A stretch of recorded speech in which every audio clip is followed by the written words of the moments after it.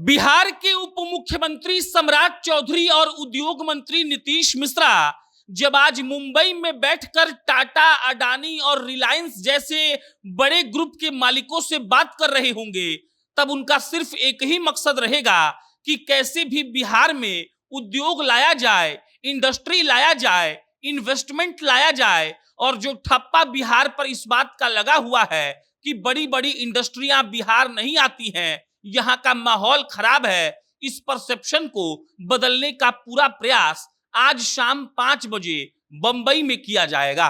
अब आप समझिए इस बात को। नीतीश मिश्रा है उद्योग मंत्री, और जब से नीतीश मिश्रा उद्योग मंत्री का कार्यभार संभाले हैं, तब से नीतीश मिश्रा इसी बात के लिए डेडिकेटेड हैं कि कैसे भी हम बिहार में इंडस्ट्री लाएं। और जो सबसे बड़ा मुद्दा बिहार के लोगों के लिए है, रोजगार का मुद्दा, पलायन का मुद्दा, नौकरी ना मिलने का मुद्दा, उस पर नीतीश मिश्रा लगातार काम कर रहे हैं।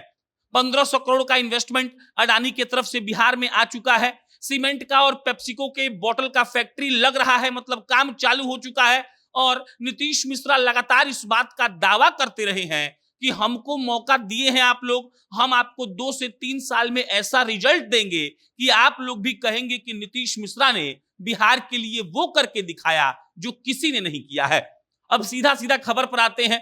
खबर यह है कि आज मुंबई में 5 बजे जो हमारे नीतीश मिश्रा जी हैं, जो उद्योग मंत्री हैं, जो हमारे उप मुख्यमंत्री हैं सम्राट चौधरी, जो फाइनेंस मिनिस्टर भी बिहार के हैं, ये दोनों आदमी मुंबई में एक इन्वेस्टर समिट करने जा रहे हैं बिहार के लिए। और JW मैरियट होटल में आज शाम को 5 बजे नीतीश मिश्रा और सम्राट चौधरी मौजूद रहेंगे। और बुलाया किसको किसको गया है, तो इसका जवाब यह है कि रिलायंस इंडस्ट्री से लोग आने वाले हैं, अडानी से लोग आने वाले हैं, टाटा कंपनी से लोग आने वाले हैं, पेप्सी से लोग आने वाले हैं, कई टेक्सटाइल बिजनेस से लोग आने वाले हैं। और ये सारे लोग इसलिए आ रहे हैं क्योंकि आज वहां पर बिहार के लिए इन्वेस्टमेंट की बात होने वाली है।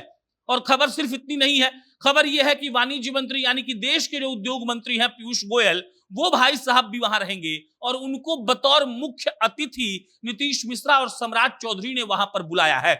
अब आप इसको कनेक्ट करिए इन डॉटों को, और तब आपको समझ में आएगा कि अगर वाकई में ऐसा हो जाता है, सम्राट चौधरी साहब, पीयूष गोयल साहब, नीतीश मिश्रा जी अगर एक साथ बैठकर सारे इन्वेस्टर्स को इस बात के लिए कन्विंस कर देते हैं कि आप लोग आकर बिहार में इन्वेस्ट करिए, आप लोग अपना पैसा बिहार में लगाइए, और हम इस बात का वादा करते हैं कि जो परसेप्शन आप लोगों का बिहार के लिए है, जो बातें आप लोगों ने बिहार के लिए सुनी है, वो सारी बातें गलत साबित हो जाएंगी और आप यहां पर ठीक तरीके से धंधा कर पाएंगे।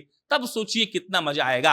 बिहार को लेकर सबसे बड़ी दिक्कत और सबसे बड़ी परेशानी यही है कि बिहार के सारे लोग पैदा होते हैं भले बिहार में, लेकिन पढ़ते भी बाहर हैं, नौकरी भी बाहर करते हैं, और उनको कोई भी ऑप्शन बिहार में तो नहीं मिलता है। लेकिन पिछले 3, 4, 5 सालों से इस बात का खूब माहौल बनाया गया है कि कैसे भी बिहार को पहले जैसा किया जाए। पहले जैसा इसलिए बोल रहे हैं क्योंकि कई इंडस्ट्रियां पहले बिहार में चल रही थी, एक तरीके से इंडस्ट्रियल हब था ये क्षेत्र, लेकिन अब सब कुछ समाप्त हो गया है। लेकिन फिर से अब इस बात की उम्मीद जग रही है कि जो हमारे नेता हैं वो इस बात के लिए प्रयासरत है। और बीजेपी के जो मंत्री हैं नीतीश मिश्रा, उनसे पहले शहनवाज हुसैन भी एक बार थे, और इन दोनों ने वाकई में बड़ा बेहतरीन काम किया है। अगर आज मुंबई का जो इन्वेस्टर समिट है वो अगर सक्सेसफुल रहता है, तो आशा है कि लमसम 50,000 करोड़ रुपए का निवेश बिहार में आ सकता है। और सोचिए कि अगर 50,000 करोड़ का निवेश बिहार में आ जाए तो रोजगार मिलेगा, फैक्ट्री लगेगा 100 अलग। और सरकार ये दावा कर रही है कि हम बिजनेसमैन को सिंगल विंडो क्लियरेंस देंगे, यानी कि बिना एक भी झंझट के कागज पत्र का कोई दिक्कत नहीं होगा। इसके अलावा सरकार बिजली पर सब्सिडी दे रही है। इसके अलावा 10 साल तक टैक्स में विशेष छूट है। इसके अलावा रोजगार का जो नंबर है कि आप कितने आदमी को रोजगार दिए हैं, उस हिसाब से आपको सब्सिडी मिलेगा। और इन तमाम चीजों को लेकर अगर वाकई में जो निवेशक है, जो इन्वेस्टर्स हैं, वो खुश होंगे तो वो बिहार आएंगे, और बिहार आएंगे तो इंडस्ट्री आएगी, और इंडस्ट्री आएगी तो यहाँ के लोगों को यहीं पर रोजगार मिल जाएगा। बाकी इस पर कोई अपडेट आएगा आपको मितला करेंगे। हम फिर किसी नई खबर के साथ मिलेंगे। बहुत बहुत धन्यवाद।